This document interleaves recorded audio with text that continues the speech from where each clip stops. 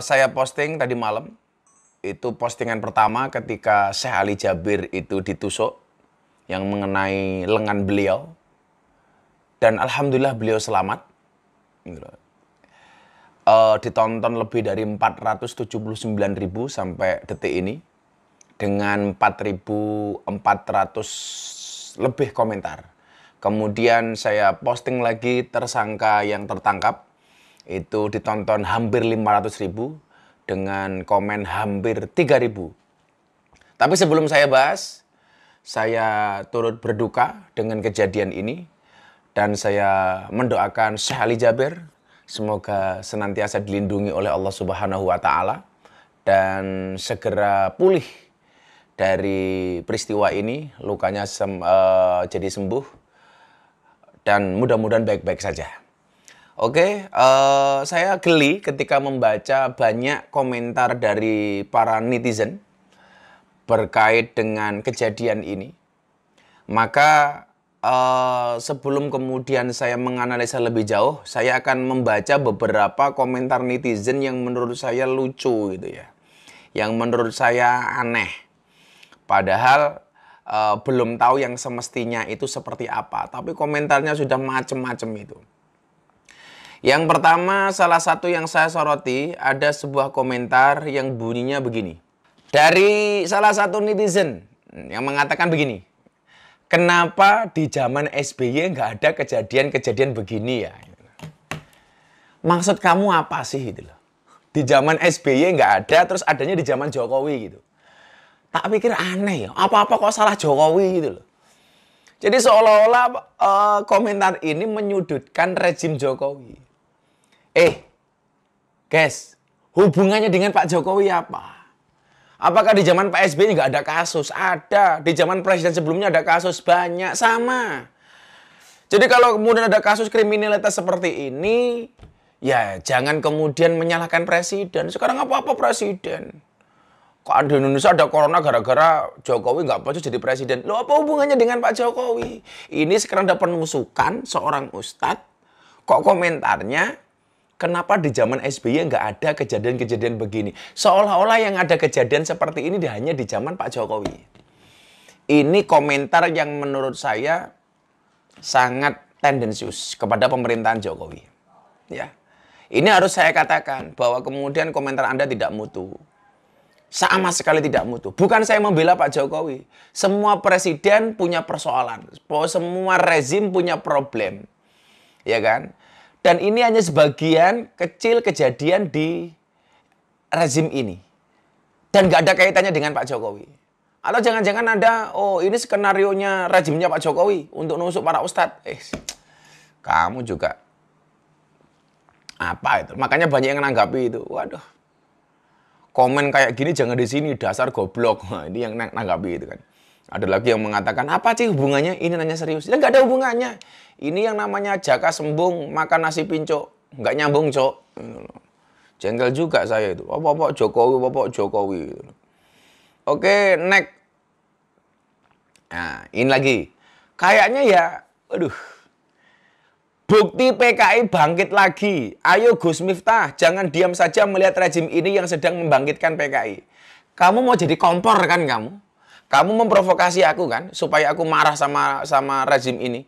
Lah, kamu punya bukti apa kok mengatakan ini PKI bangkit? PKI bangkit.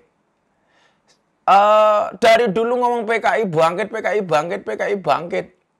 Ya nyatanya sampai hari ini belum ketangkap PKI-nya yang mana itu loh. Bahkan kadang-kadang sita atribut PKI. Wah, kamu nyitanya dari mana itu loh. Kadang-kadang bikin kaos sendiri gitu. Bikin bendera sendiri, disita sendiri, dibakar sendiri. Goblok gitu loh. Ya, saya sorry ya. Saya agak kasar ini ngomongnya karena banyak memang ya saya membaca komen-komen goblok gitu loh. Saya tak ikut-ikutan goblok nggak apa-apa lah gitu loh. Masa memprovokasi saya? Ayo Gus Miftah jangan diam saja melihat rezim ini. Kamu pikir rezim ini rezim PKI? Kamu punya bukti apa itu loh? Dari mana kamu mengatakan rezim ini rezim PKI? Dari dulu kamu nuduh Pak Jokowi ada kaitannya dengan PKI. Buktinya mana itu loh? Tuduhan yang sama sekali tidak ada dasarnya dan tidak rasional. Jadi Kalau Anda mengatakan ini bukti PKI bangkit, coba deh dikasih data. Kalau memang iya, ayo kita gebuk bareng-bareng gitu loh. Saya kadang-kadang ngomong PKI, jangan-jangan PKI sendiri gitu. Ya. Jadi ini komentar yang menurut saya ya on gitu loh. Lanjut. Ini yang menarik bagi saya. Nanti coba dilihat di salah satu potongan videonya ya. Yang interogasi menuduh seolah-olah Banser yang nyuruh. Jangan menyudutkan kami, para Banser. Coba nanti dilihat ketika tersangka itu ditangkap, itu memang di video itu ada suara begini. Kamu yang nyuruh Banser ya? Sejak kapan Banser itu nyuruh nusuk Ustadz gitu loh? Apalagi Syekh Ali Jabir, orangnya yang lembut, cinta dengan NKRI. Beliau sampai pindah kewarganegaraan dari Arab Saudi menjadi WNI. Menyampaikan bahasa Al-Quran. Ini terakhir-terakhir beliau mengkampanyekan untuk menggunakan masker supaya kita aman dari corona. Kok kemudian yang menjadi tertuduh itu Banser? Coba nanti dilihat videonya. Ada potongan videonya. Yang nyuruh kamu siapa? Siapa sini? Siapa? Ini kamu yang nyuruh Banser ya? Banser punya salah apa sih sama kamu itu? Ada yang mengatakan begini, kok Banser nggak ngawal itu loh? Banser tuh mau ngawal pengajian siapapun boleh, tapi banyak orang yang kemudian antipati dengan Banser. Ya mana mungkin Banser ngawal kalau kemudian nggak ada permintaan dengan Banser. Nanti Banser datang malah dikira intimidasi. Mas aku kok dulur-dulurku Banser kok mesake ya, maju kena mundur kena itu loh. Ya kan? Ini kok bisa-bisanya yang nginterogasi kamu yang nyuruh Banser ya? Ini fitnah loh. Dan kamu tahu, al-fitnah itu asyaddu minal qatl. Fitnah itu lebih kejam daripada pembunuhan. Kalau kamu menginterogasi tersangka yang nyuruh Banser ya, itu fitnah. Dan fitnah kamu itu lebih kejam daripada penusukan itu sendiri. Karena fitnah itu lebih kejam daripada pembunuhan. Ya kan? Kalau kameramen saya jelas, fitnah itu lebih kejam daripada fitness. Ini ngawur ini. Kok menyudutkan Banser itu dari mana? Ada yang bilang, kenapa Banser nggak jaga? Lah, jaga dari mana? Nggak ada permintaan. Kita ikut bantu teman-teman Banser jaga gereja ketika Natalan dan lain sebagainya. Karena ada permintaan dari teman-teman gereja. Yuk kita dibantu untuk pengamanan. Di banyak tempat seperti itu. Dan kita oke gitu loh. Ya kalau Anda punya pengajian minta dibantu Banser, ya silakan mengajukan permintaan kepada Banser. Kalau kemudian nggak ada permintaan kami datang, teman-teman Banser datang ya. Saya yang biasa dikawal sama Banser, sahabat-sahabat saya Banser itu. Kok kemudian nggak ada permintaan datang? Ya dikira kami sok ikut campur intimidasi dan lain sebagainya itu. Dipikir dulu deh, jangan menyudutkan Banser. Ini lagi lucu lagi nih dari salah satu netizen. Astagfirullah, ternyata PKI sudah di depan mata. Itu pasti suruhan. Bunuh saja nggak apa-apa. Loh, itu malah kejem lagi cangkemmu daripada PKI itu loh. Ya, yang ngomong PKI itu ya seperti ini itu loh. Di depan mata. Ngeri sekali itu loh. Ya. Apapun itu motifnya, kita tunggulah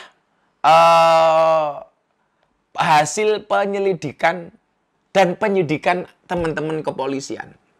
Walaupun kemarin saya juga ada yang ini, yang antipati bilang begini, biarkan polisi bekerja dengan profesional.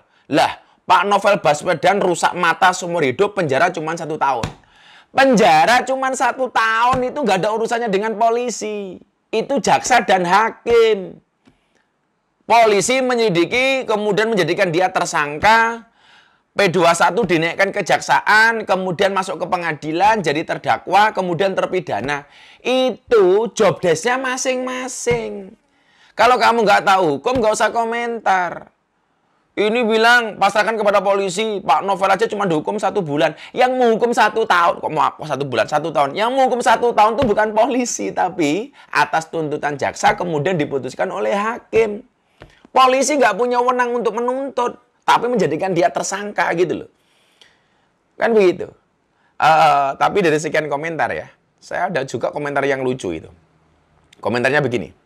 Tersangka suruh nginep ruang jenazah pasien corona saja. biar tahu keadaan kondisi bagi pandemi. Kok malah bikin susah saja? Aku malah setuju ya toh. Kayak kena jero ruangan sing ana coronane ben mau jiar ning kono malah rapopo gitu loh. Daripada kemudian kalian komen-komen malah justru nambah manas-manasi gitu loh. Maka ini kewajiban kita semuanya untuk melindungi para ustadz ya, menjaga para ustadz. Saya pikir panitia-panitia pengajian harus lebih memprioritaskan keamanan para asatid. Keamanan para asatid. Karena kita juga nggak pernah tahu apakah yang datang pengajian itu orang yang semuanya suka dengan kita atau justru orang yang memusuhi kita. Kita nggak pernah tahu. Sekelas Sayyidina Ali pun itu ada yang nusuk itu adalah seorang penghafal Quran. Yang nusuk itu adalah orang dekat dan lain sebagainya. Yang pada akhirnya kemudian Sayyidina Ali meninggal. Tapi jangan kemudian mengeneralisir sebuah persoalan itu loh. Ya kan? Sekarang yang lagi ribut apa? Alah, jangan-jangan nanti tersangkanya dianggap gila gitu loh. Lah, ini yang menarik. Orang itu dianggap gila atau tidak gila, itu kan ada tes psikologis, tes kejiwaan. Ya kalau memang dikatakan tetangganya itu gila, ya sudah. Kita tunggu tes kejiwaan yang akan dilakukan oleh teman-teman kepolisian. Ya kan? Jangan kemudian kita sudah antipati. Jangan-jangan ini dianggap gila. Makanya kemudian dia bilang begini, kalau yang diserang ulama atau kiai itu biasanya dicap gila. Tapi kalau yang diserang pejabat biasanya dicap teroris. Nah, sehingga kemudian banyak opini-opini yang bermunculan. Coba kita lihat. Dan hari ini saya sudah membaca berita di detik.com, ternyata pelakunya sudah dijadikan tersangka. Apakah dia akan masuk ke pengadilan? Salah satu tes yang akan dilakukan adalah tes kejiwaan. Karena kita hanya bisa menduga-duga. Karena motifnya apa, kita nggak pernah tahu itu loh. Makanya daripada kemudian manas-manasi keadaan ini, kok bagi saya lebih bijak kalau kita mendoakan Syekh Ali Jabir. Dan guru-guru kita semuanya. Para kiai, para ustadz. Ya. Kemudian yang pengen saya pesankan apa? Kadang-kadang kita itu membenci ustadz satu, mencintai ustadz satu, dan membenci yang lain. Ini karena fanatisme yang salah. Saya yakin ustadz-ustadz itu tidak pernah mengajarkan cintai aku dan benci yang lain. Nggak ada. Saya selalu berpesan kepada santri-santri saya, kalau kamu suka dengan Abah, dengan Gus Miftah, boleh. Tapi kamu tidak boleh membenci siapapun, ustadz manapun, kiai manapun, ulama manapun, habaib manapun. Walaupun ustadz-ustadz itu, katakanlah, berseberangan dengan Abah, berseberangan dengan Gus Miftah. Kalian tidak boleh mencaci maki ustadz-ustadz itu. Kamu boleh mencintai satu ulama, satu kiai, satu habaib, tapi tidak boleh kemudian kamu membenci ustadz, ulama, habaib yang lain. Lah kamu bukan ustadz kok membenci ustadz. Lah kamu bukan ulama kok membenci ulama. Kamu bukan habaib kok membenci habaib. Terakhir saya membaca komentar netizen, katanya modusnya ini. Ada yang mengomentari begini, info dari tetangganya, ada yang share di FB istrinya. Baru saja melahirkan dan tidak punya biaya karena tidak kerja. Dan dia punya IG aktif. Apakah ini masih disebut orang gila? Tuh. Gila itu kan ada yang gila yang permanen, ada yang gila kumat-kumatan ya. Kayak kameramen saya ini gilanya kumat-kumatan kayaknya ini. Ya, ada yang permanen, ada yang kumat-kumatan. Ya makanya daripada kita komentar yang enggak-enggak, mendingan kita tunggu hasil dari kinerja teman-teman aparat kepolisian. Memang sih selama ini ya, itu tadi agak ada benarnya sih, walaupun tidak 100% gitu loh. Yang nyerang kiai atau ulama selama ini modusnya itu gila gitu. Sementara yang menyerang pejabat itu kemudian diidentikan dengan teroris. Yuk kawan-kawan polisi buktikan bahwa tuduhan itu salah. Saya meyakini teman-teman polisi sangat profesional dan bisa menyelesaikan masalah ini. Kemudian sebelum saya akhiri, saya juga membaca beberapa komentar di media massa. Contohnya ini, Pak Mahfud MD mengatakan penikam Syekh Ali Jabir harus dibongkar jaringan di belakangnya. Saya sepakat dengan Profesor Mahfud MD. Kemudian ada komentar dari Wakil Ketua MPR, Zulkifli Hasan. Tidak mungkin Syekh Ali Jabir ditusuk oleh orang gila. Lah ini kewajiban polisi untuk membuktikan apakah dia gila atau tidak. Atau digilakan. Atau gila yang dibuat-buat. Dan yang paling menarik adalah komentar dari Bang Yos, mantan Gubernur DKI, mantan Kepala BIN, Beliau mengatakan apa? Pura-pura gila, modus yang sering dipakai pelaku kekerasan. Maka, aparat kepolisian harus membuktikan apakah tersangka ini gila, pura-pura gila, atau kadang-kadang gila, kadang-kadang waras. Kita tunggu hasil penyelidikannya, tapi apapun itu, kita bersama-sama mendoakan Syekh Ali Jaber. Mudah-mudahan beliau dilindungi oleh Allah Subhanahu wa Ta'ala dan segera pulih dari luka-lukanya. Karena kami semua mencintai Syekh Ali Jaber. Karena ada kebaikan, ada ilmu yang kita dapatkan dari beliau. Doa Gus Miftah untuk semua ustadz, untuk semua guru, untuk semua ulama, untuk semua kiai, untuk semua habaib. Mudah-mudahan senantiasa dijaga oleh Allah Subhanahu wa Ta'ala. Demikian ghibah kali ini. Mudah-mudahan bermanfaat. Sekali lagi, jangan hanya menduga-duga, tapi kita tunggu profesionalisme dari teman-teman aparat kepolisian. Terima kasih. Assalamualaikum warahmatullahi wabarakatuh.